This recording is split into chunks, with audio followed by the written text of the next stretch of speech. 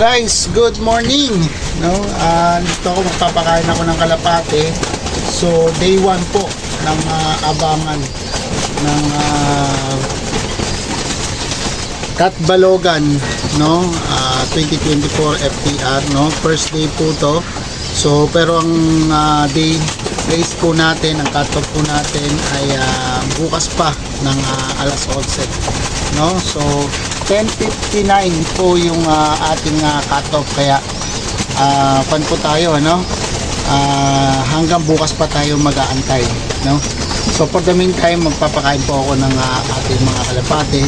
So, hope na may umuwi po sa ating kalapate. So, tatlo po yung kinarga natin ng Katbalogan, no? Si B1, si B2 at saka si Proxy, no? Siya po yung yun po yung mga kinarga natin, yun po yung naklak sa Masbate. Pero yung kinarga po natin sa Masbate, si Lucy, si B1, si B2 at saka si Proxy, no? Yan po yung mga kinarga natin, no? So, hope sana mag-clock po tayo. At of course, magkakabit po tayo ng FTR ring.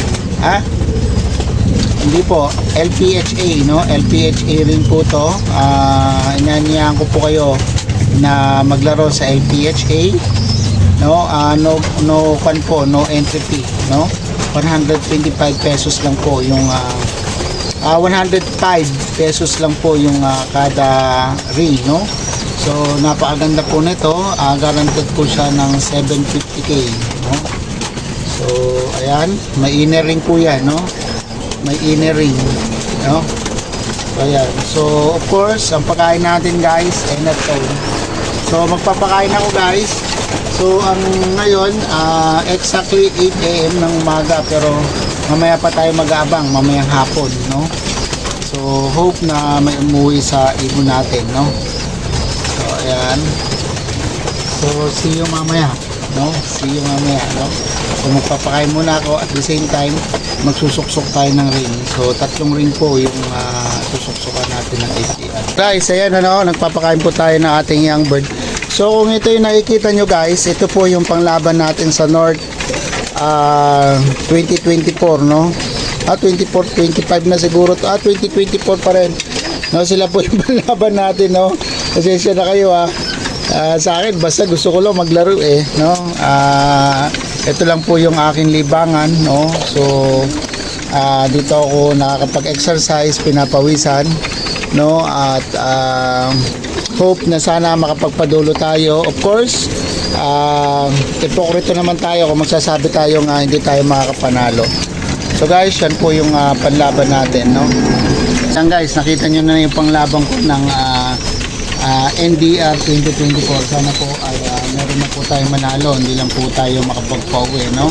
So ngayon, after 5 years, no, sa uli, no, makakapaglipad doon, nakapaglipad po uli ako ng diretso. Masasabi ko na maganda yung nagiging outcome ng lipad ng ibon ko, kasi kahit papano sa 6 na nilaro ko, nagkasakit pa yung isa, namatay yung yung isa, no?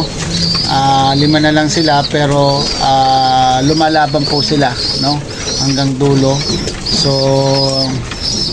ang tabay lang mga guys, no? At para ma-update ko kayo, so hindi ko sinasabing mananalo tayo guys. Para importante sa akin, dumulo yung ibong ko, makita ko kung compatible ba yung sistema ko sa mga ibong ko, at yung mga ibong ko meron po bang tibay na maaasahan, no? So sa inyo mga newbie, hindi importante manalo muna kayo, no? So importante makapagpauwi mo kayo hanggang dulo. Kung suswertehin, magkaroon po kayo ng magandang materyales at maging compatible po yung pairing nila, at mag-meet po sila, maging kumbaga parang may sinasabi dyan yung sila yung kumbaga nag-meet yung magandang pairing, na may words dyan hindi ko na mabanggit, bahala na kayo guys, no? So yun, no, maaari kayong manalo, no? So maganda nga yung ibon ninyo, wala naman kayong magandang sistema, hindi nyo minamahal yung ibon ninyo, wala pong mangyayari, no? So ito po ngayon, dahil nakakain na sila, bahala na po silang lumipad dyan, no? So mamaya papasok naman yan, mga ang datingan pa ng ibon, alas 4 ng hapon, no? So siguro sa experience ko sa paglipad ng kalapati ko, wala pong umuwi ng meron po, no? Pero ngayon parang hindi po sila uwi ng daybird, no? So next one na, kinabukasan na. So abang-abang po tayo, guys, no? Okay.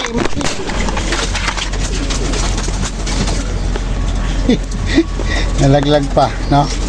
So wantong ko eh. Okay, day 2 po tayo ng pag-abang natin ng Katbalogan, no? So hindi ko na patatagalin, no? Short ko na. So dalawa po yung nag-clock natin ng Katbalogan, no? Tapos cut off po yung isa, no? Sino po yon? Si B1 ang cut off, tapos si B2 at saka si Proxy po yung nag-clock, no? Parehas barako. So sumatotal ang ilo-load po natin, no? So guys, good morning. Second day po ng pag-aabang natin. So alas 8:30 na po ng umaga. So wala pa rin dumarating sa ibon natin. Pero ang cut-off naman natin is alas 10, no? Alas 10. So hope na sana makakon po sila, no? Makabalik at umabot po sila sa clacking. So hindi naman po talaga mabilis yung ibong ko. So hindi ko ni-inspect talaga na uwi sila ng mga 1,000, 900 ganun. So expectation ko dyan 700 to 800 lang eh, no? As of now wala pa. So mag alas 8 na po ng umaga.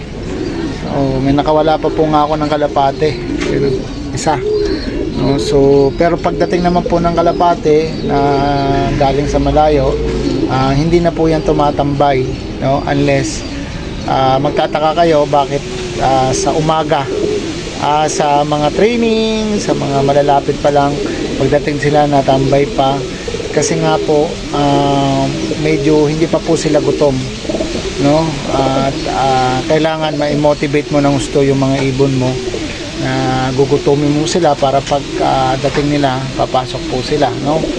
So yan lang po yung isang technique, no? So other than that, bahala na po kayo kung ano yung mga diskarte ninyo. Kaya nga po bentahe yung mga kulungan na nasa taas po talaga, nasa rooftop, na yung talagang tutungtungan nila, yun na po yung pinakabahay, no? Unless yung kagaya sa akin na to, so kita ninyo naman, mga tapal-tapal lang to, no? Makapagsimula lang po tayo na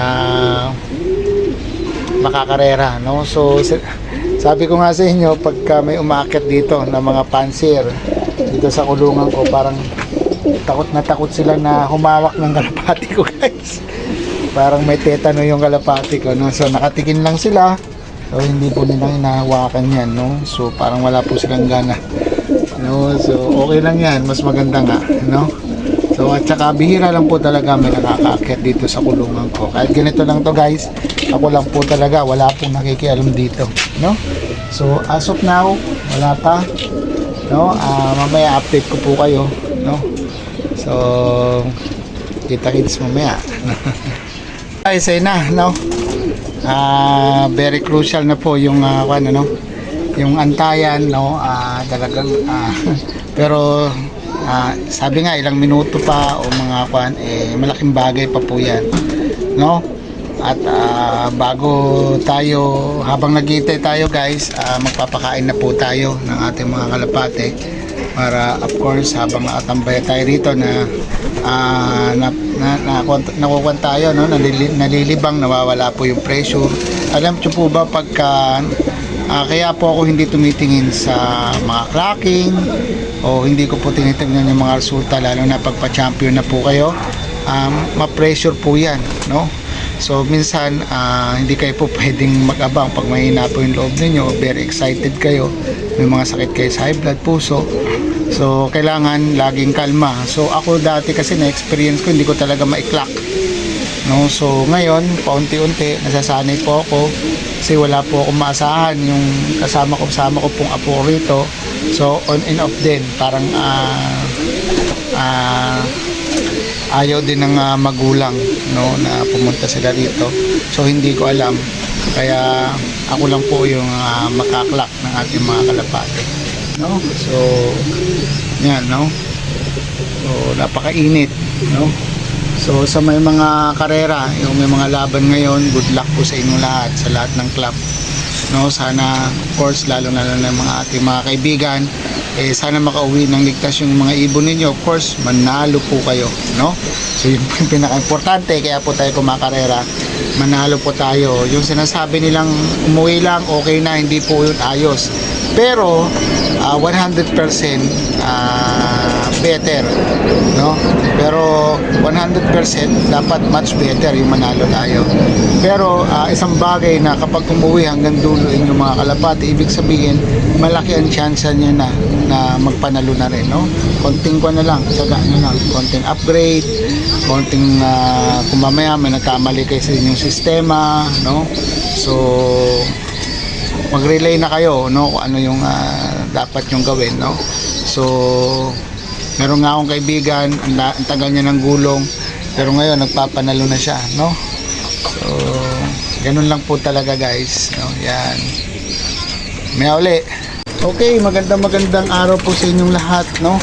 So alas 11 na po ng umaga, no? So saksakan ng init, guys. So ayun, may nagkukampa na Meralco. Ayun, may Meralco, no? Nagkukampa sila ng mga, nagpuputol pa ng ano yan, yung hindi nakabayad, no? So shortly, no, i-inform ko na po kayo kasi ayaw ko po ipakita sa inyo yung kalapate, no? Saka ko na sa inyo ipapakita kapag tapos na po yung karera. Mahirap po kasi na ipakita ko po sa inyo yung kalapate, no? So parang meron akong kasing sinusunod na programa ko, no? So hindi rin po ako tumitingin sa resulta. So ang tinitingnan ko lang, guys, kung umuwi po yung ibong ko, doon po ako nagre-relate. So kukonditionin ko, tapos ilo-load ko. So sana ako tumitingin kapag tapos na po yung karera, no? Ang mahalaga po sa akin, umuwi yung ibon ko, hindi po ako yung syempre of course gusto ko rin po manalo, no? Pero sa takbo ng karera ko, guys, on and off, no? Uuwi, cut off, pero umuwi. Ang problema kasi dapat luck po tayo, no? So all in all, ang umuwi po sa kalapati natin, guys, Cat Balogan, dalawa, no? Sa tatlong niload natin, si B1, si B2 at saka si Proxy. Ang umuwi lang po, guys, si B1 at si Proxy, no, ng Cat Balogan, no? So yung isa po wala, si B2, no? At yun po yung pupunta, no? Yun po yung pupunta o magtutuloy, iloload natin sa Palolete, no? So ito po, no, nakikita nyo po, madilim po, no? So darkening na po sila, no? So para po pambilis maka-recover. So ganyan po ako kag dumadating yung mga kalapati ko at nag-cut off na. So sinasarado ko na po yan, may konting liwanag lang, no? So para mabilis po sila makarecover, at the same time bibigyan na po natin sila ng tabletas, no? So pasensya na kayo, ayaw ko pa ipakita sa inyo, no? Pero magpapasalamat ako, of course, kapag tapos ng karera, at malilikom natin kung sino po yung matitirang ibon sa atin, no? So guys, ang tip ko lang, no, kapag kumakarera kayo, kasi once na na-excite kayo, no, sa karera, kung ano nung may isip ninyo, lagi ko pong sinasabi to, no? So focus lang kung ano yung ginagawa nyo ng una, yun lang, at wala na kayong dadagdag. Pwede kayong magdagdag, no, ng dosage sa kalapate ng vitamins, kasi habang tumatagal nag-i-stress po yan, no? So all in all, maganda po yung nagiging takbo ng karera natin. Yung iba nga natin mga tropa, wala na po talagang kalapate, ubos na. So sa atin meron pa, no? So nagpapasalamat din ako dahil kahit papano yung sistema ko at yung kalapati ko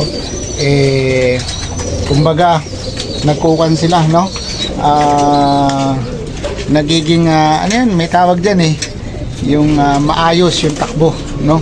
So of course lagi tayong merong ganito, no? Ito yung ipapainom natin sa ating mga kalapate, no? So nagbigay na tayo, so bibigyan ko rin naman po yung ating mga breeder para makatikim din po sila. So kwan po to guys, mga herbs po to na pinakuluan ko. Of course lalagyan po natin to ng honey, dextrose powder, at yun lang, no? So kung meron tayong electrolytes, kung meron tayong pambili ng electrolytes, lalo na yung magagandang electrolytes, why not, no? So mas maganda ang patukan nyo, at mas maganda rin yung mga supplement na ginagamit niyo. Kasi yung supplement na pang kalapati, napakamahal guys. So eto, yun na, no? Yun na yung update ng ating karera Catbalogan. So dalawa po yung nag-lock, kaso nga lang butas yung dalawa na yon. At sana makahabol tayo doon sa kabilang ring, yung Mactown na ring, no? Pero kung magkaklak pa sila ng Palo Leyte, no? So all in all, maganda po yung naging karera natin. At talagang napakahirap po ng karera ngayon, no? Ng 2024 SDR, no? So talagang pahirapan talaga, no? Halos ubos-ubos yung ibon, no? At yung mga syempre, of course, hindi nawawala yung, alam mo kasi maraming salbahe na ng mga naglalambad, no? So may mga pana sa atin dito, yung mga uwak, no? So maganda may uwak dito dahil natitrain yung kalapati natin, lumilipad po sila, no? So magandang araw muli sa inyo. Ito po yung update natin sa race natin, SDR 2024 Catbalogan Samar, no? So dalawa po yung nag-clock, wala pa po yung isa, si Bito. Hope sana dumating na, no? So magandang araw muli sa inyo lahat. So pasensya na kayo, hindi ko pinapakita yung again, welcome to Langstar Lupida. Sana umabot ka sa aking video hanggang dulo para nakuha mo yung ibig kong sabihin, no? So alagaan nyo lang mabuti yung mga ibon ninyo, at wag nyo silang pabayaan. Of course, bigyan nyo ng pagmamahal, no? Kasi na-appreciate po ng ating mga alaga yan. Of course, wag kayong sawang tumawag sa ating Panginoong Jesucristo, dahil siya lang po yung talagang absolute, no? Siya pong nakakalam na lahat, no? By grace, tayo po ay nandito at nagagawa natin lahat ng gusto natin. So of course, dapat naka-online lang po tayo sa kagustuhan niya. So maraming salamat po. God bless you. God bless you guys.